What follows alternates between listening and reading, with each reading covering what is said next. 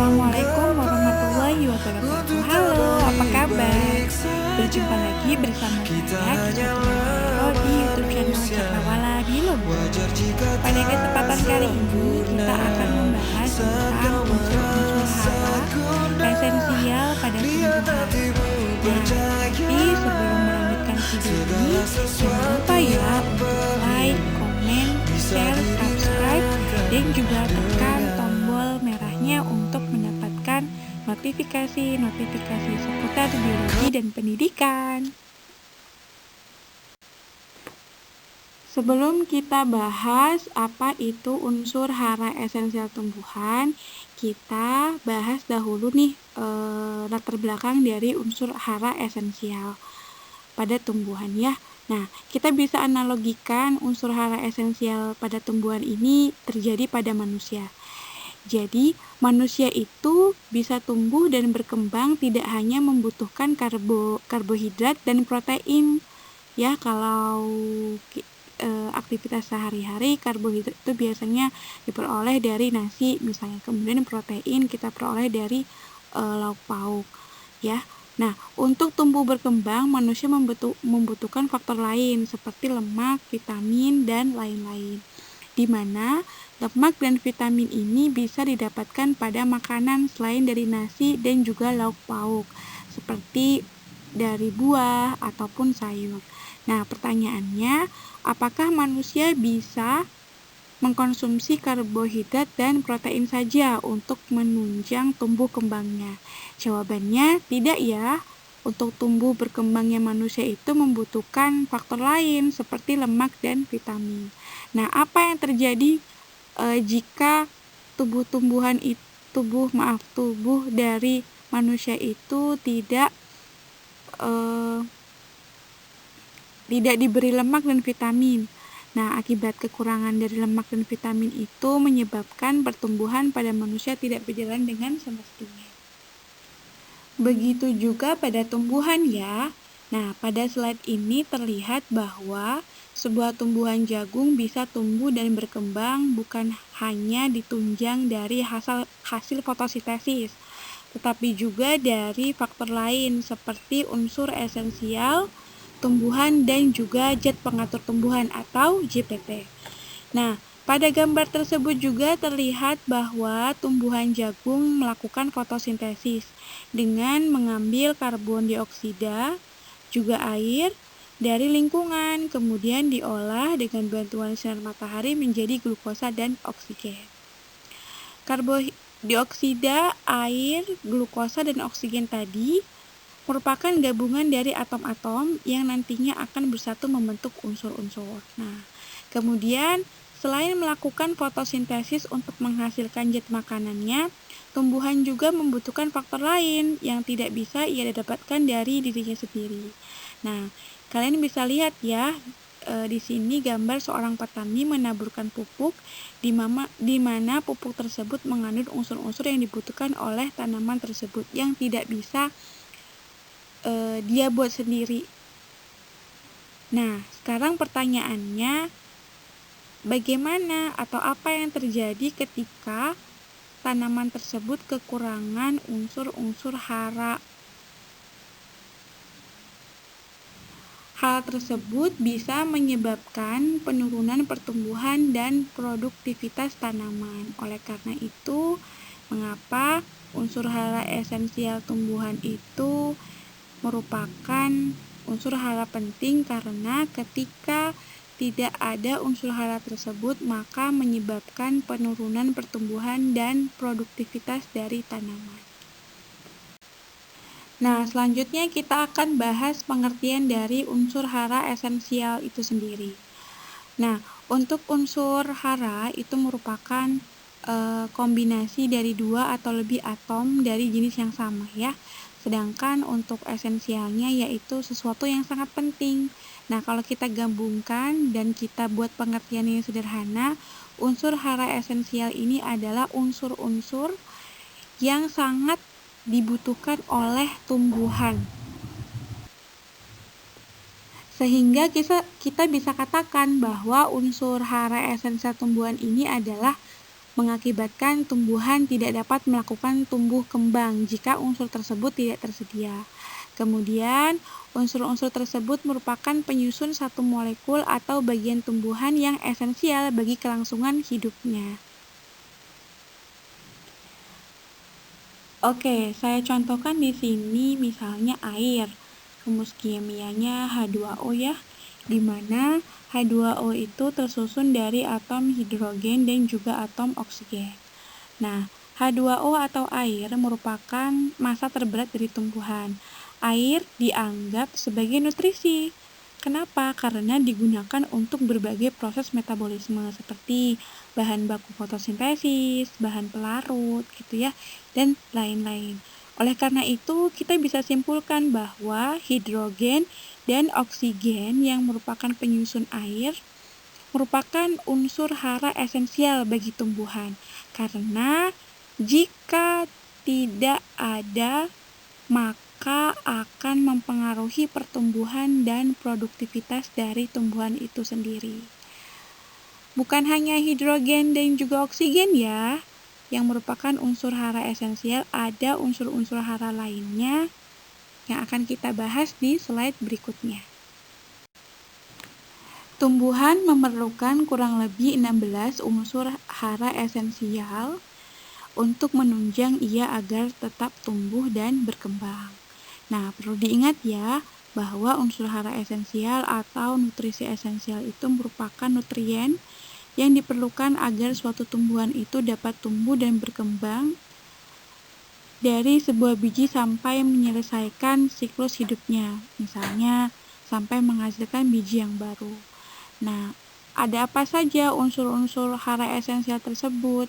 Ada hidrogen, oksigen, karbon, nitrogen, kalium, kalsium, magnesium, fosfor, sulfat, klorin, besi, boron, mangan, seng, tembaga, dan molibdenum.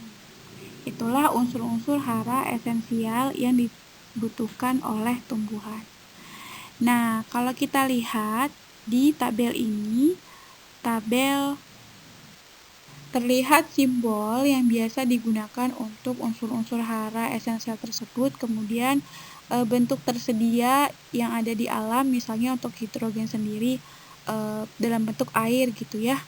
Nah, kemudian untuk kolom berikutnya yaitu konsentrasi relatif. Nah, besar kecilnya konsentrasi relatif ini yang menentukan bahwa apakah unsur hara esensial itu dibutuhkan dalam jumlah yang banyak ataupun dalam jumlah yang kecil. Nah, kalau kita lihat di sini terlihat bahwa seperti unsur hara esensial seperti hidrogen, oksigen, karbon itu kan konsentrasi relatif yang dibutuhkan oleh tumbuhan itu dalam jumlah yang besar. Maka unsur-unsur tersebut disebut sebagai unsur hara esensial makro atau dibutuhkan dalam jumlah yang banyak. Sebaliknya, seperti misalnya tembaga, seng gitu ya, konsentrasi relatifnya itu lebih kecil, maka disebut sebagai unsur hara esensial mikro karena dibutuhkan dalam jumlah yang sedikit. Oke, sebelumnya kalian sudah melihat ya unsur-unsur hara esensial bagi tumbuhan itu ada 16. Kemudian slide ini memperlihatkan bahwa unsur hara atau nutrien esensial bagi tumbuhan itu dibagi menjadi dua. Ada yang makronutrien, ada juga yang mikronutrien. Dimana kalau makronutrien itu adalah unsur-unsur atau nutrien yang dibutuhkan dalam jumlah yang relatif besar atau relatif banyak ya. Ada apa saja? Ada karbon, oksigen, hidrogen, sulfur, fosfor, kalium, kalsium, dan magnesium. Sedangkan untuk nutrien yang dibutuhkan dalam jumlah sedikit atau mikronutrien itu ada klorin, besi, boron, mangan, seng, tembaga, molibdenum, dan nikel.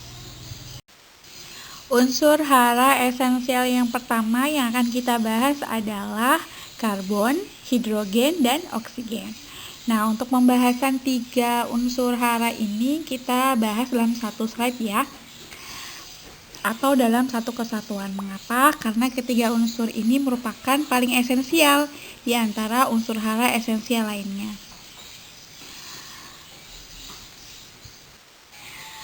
Karbon, hidrogen, dan oksigen merupakan komponen utama dalam penyusunan senyawa organik bagi tumbuhan.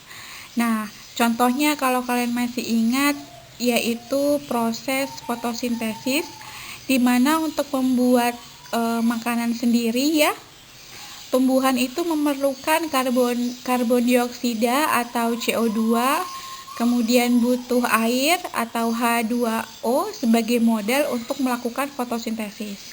Kemudian melalui bantuan sinar matahari, maka karbon dioksida dan air tadi dirubah menjadi glukosa atau C16H12O6 dan juga oksigen atau O2.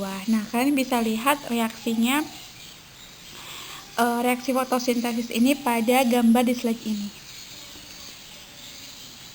Nah, reaksi-reaksi ini sudah bisa menjelaskan bahwa modal utama untuk membuat makanan bagi tumbuhan itu yaitu karbon, hidrogen, dan oksigen yang ada pada karbon dioksida dan air. Hal tersebut bisa menjelaskan bahwa unsur-unsur tersebut sangat esensial bagi tumbuhan. Contoh lain peranan karbon, hidrogen, dan oksigen yaitu bahwa tumbuhan itu sebagian besar disusun oleh karbohidrat. Nah, karbohidrat ini tersusun oleh unsur-unsur karbon, oksigen, dan hidrogen. Nah, kalian bisa lihat struktur molekul dari karbohidrat ini pada slide ini ya, ada pada gambar sebelah kanan. Nah, karena ketiga unsur hara tersebut sangat penting, maka ketiga unsur hara itu jumlahnya melimpah di alam ya. Karbon tersedia dalam bentuk gas karbon dioksida atau CO2 di udara. Hidrogen itu tersedia dalam bentuk air berupa struktur molekulnya yaitu H2O. Sedangkan untuk oksigen tersedia di udara dalam bentuk gas oksigen atau O2. Selanjutnya, apa yang terjadi ketika tumbuhan itu kekurangan tiga unsur esensial ini yaitu karbon, hidrogen, dan oksigen. Jadi terjadi defisiensi dari ketiga unsur ini. Maka apa yang terjadi yaitu dapat mengganggu proses fotosintesis dari tumbuhan itu.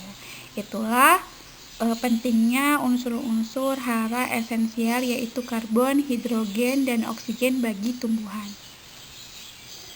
Berikutnya yang akan kita bahas adalah nitrogen atau disimbolkan dengan huruf N. Di mana nitrogen ini merupakan unsur hara makro esensial ya. Kenapa? Karena dibutuhkan dalam jumlah yang banyak untuk tumbuhan. Nah, pertanyaannya sekarang, apa fungsi nitrogen itu?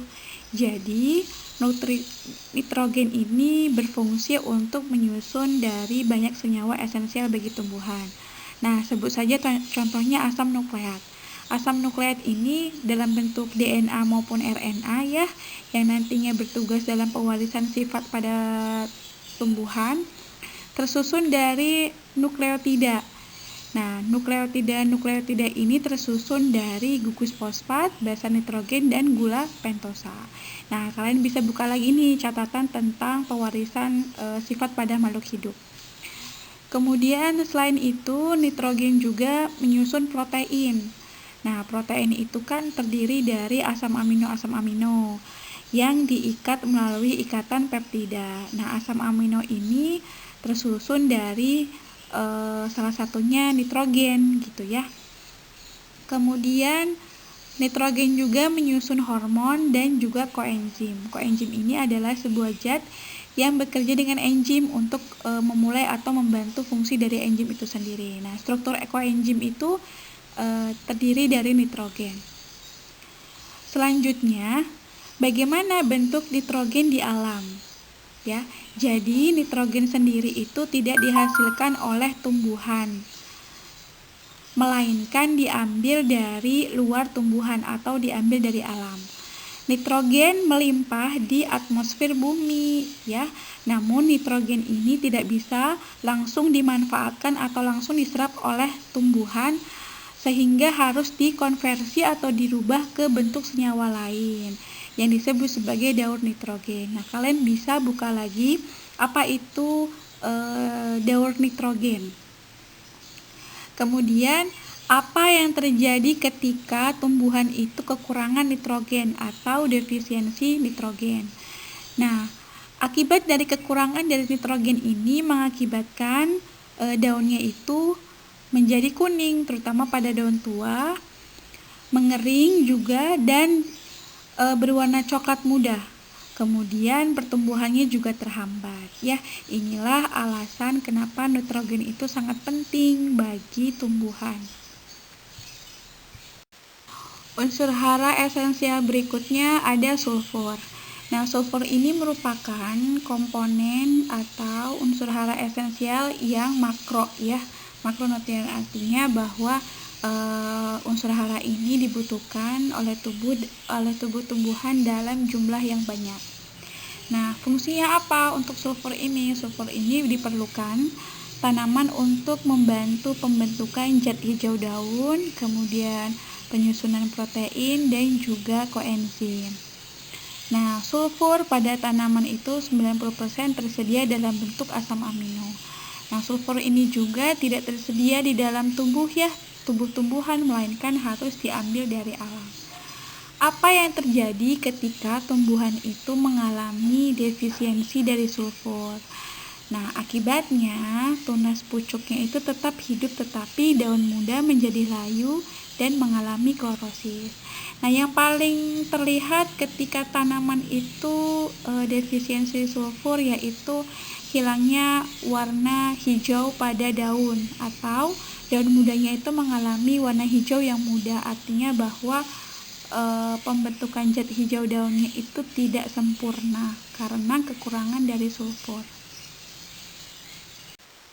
Unsur hara esensial berikutnya adalah fosfor atau disingkat dengan simbol P. Fosfor ini sama dengan kalium maupun nitrogen ya, yang dibutuhkan dalam jumlah banyak oleh tumbuhan atau disebut juga sebagai unsur hara makro esensial. Nah, mengapa demikian? Karena fosfor sendiri itu berfungsi sebagai komponen asam nukleat ya, di mana asam nukleat itu baik DNA maupun RNA yang berperan dalam pewarisan sifat itu tersusun dari nukleotida. Nah, nukleotida ini tersusun dari gugus fosfat, basa nitrogen, dan gula pentosa ya. Jadi bisa kita simpulkan bahwa asam nukleat itu juga disusun oleh fosfor. Kemudian fosfor juga berperan dalam menyusun membran sel. Ya, masih ingat bahwa membran sel itu ada yang namanya strukturnya disebut sebagai fosfolipid bilayer. Nah, itulah salah satunya itu disusun oleh fosfat. Selain itu, fosfor juga menyusun ATP atau adenin trifosfat, di mana ATP itu merupakan energi yang dihasilkan oleh tumbuhan untuk berbagai aktivitas hidup tumbuhan ya. Kemudian fosfor juga berfungsi dalam menyusun koenzim. Fosfor sendiri tidak dihasilkan oleh tumbuhan ya, melainkan tumbuhan mengambil dan menyerap dari lingkungan seperti dari bebatuan, tanah gitu ya, dan lain-lain. Dalam bentuk fosfor anorganik kemudian diserap oleh tumbuhan dalam bentuk fosfor organik. Nah, proses ini bisa kalian simak kembali atau ulas kembali di siklus fosfor. Silakan pelajari. Kemudian apa yang terjadi ketika tumbuhan itu mengalami kekurangan dari fosfor atau defisiensi dari fosfor? Akibatnya tajuk pohon atau daunnya ya berwarna hijau gelap. Kemudian ada juga yang membentuk warna merah maupun ungu. Nah, kalian bisa lihat pada gambar di slide ini yaitu daun jagung yang kekurangan unsur hara fosfor, di mana daunnya itu pada tepi-tepi daunnya itu berwarna merah keunguan. Itulah pentingnya fosfor bagi tumbuhan. Unsur hara esensial berikutnya adalah kalium atau disimbolkan dengan huruf K ya. Di mana kalium ini merupakan unsur hara makro esensial. Kalium sendiri itu tidak disintesis atau dibuat menjadi senyawa organik oleh tumbuhan seperti pada unsur hara esensial yang lainnya ya. Pertanyaannya sekarang, apa fungsi dari kalium itu sendiri? Jadi fungsi kalium itu digunakan untuk menyusun K-faktor atau yang membantu dalam pembuatan protein. Kemudian kalium juga berperan dalam mengatur potensi osmosis sel dalam menyeimbangkan air di dalam tubuh tumbuhan. Selain itu, kalium juga berperan dalam mengatur tekanan turgor sel, yaitu dalam proses pembukaan maupun penutupan stomata sel. Kemudian bentuk yang tersedia di alam untuk kalium itu sendiri adalah berupa ion-ion ya atau K+. Nah, apa yang terjadi jika tumbuhan tersebut mengalami kekurangan kalium atau defisiensi dari kalium? Nah, akibatnya pada daun terdapat bercak kuning, tetapi ukurannya kecil. Biasanya ada pada ujung-ujung daun ataupun tepi dan ada juga di antara jaringan tulang daun. Itulah unsur hara esensial berupa kalium yang dibutuhkan oleh tumbuhan. Unsur hara esensial berikutnya adalah fosfor atau disingkat dengan simbol P. Fosfor ini sama dengan kalium maupun nitrogen ya, yang dibutuhkan dalam jumlah banyak oleh tumbuhan atau disebut juga sebagai unsur hara makro esensial. Nah, mengapa demikian? Karena fosfor sendiri itu berfungsi sebagai komponen asam nukleat ya, di mana asam nukleat itu baik DNA maupun RNA yang berperan dalam pewarisan sifat itu tersusun dari nukleotida. Nah, nukleotida ini tersusun dari gugus fosfat, basa nitrogen, dan gula pentosa ya. Jadi bisa kita simpulkan bahwa asam nukleat itu juga disusun oleh fosfor. Kemudian fosfor juga berperan dalam menyusun membran sel. Ya, masih ingat bahwa membran sel itu ada yang namanya strukturnya disebut sebagai fosfolipid bilayer. Nah, itulah salah satunya itu disusun oleh fosfat. Selain itu, fosfor juga menyusun ATP atau adenin trifosfat, di mana ATP itu merupakan energi yang dihasilkan oleh tumbuhan untuk berbagai aktivitas hidup tumbuhan ya. Kemudian fosfor juga berfungsi dalam menyusun koenzim. Fosfor sendiri tidak dihasilkan oleh tumbuhan ya, melainkan tumbuhan mengambil dan menyerap dari lingkungan seperti dari bebatuan, tanah gitu ya, dan lain-lain. Dalam bentuk fosfor anorganik kemudian diserap oleh tumbuhan dalam bentuk fosfor organik. Nah, proses ini bisa kalian simak kembali atau ulas kembali di siklus fosfor. Silakan pelajari. Kemudian apa yang terjadi ketika tumbuhan itu mengalami kekurangan dari fosfor atau defisiensi dari fosfor? Akibatnya tajuk pohon atau daunnya ya berwarna hijau gelap. Kemudian ada juga yang membentuk warna merah maupun ungu. Nah, kalian bisa lihat pada gambar di slide ini yaitu daun jagung yang kekurangan unsur hara fosfor, di mana daunnya itu pada tepi-tepi daunnya itu berwarna merah keunguan. Itulah pentingnya fosfor bagi tumbuhan.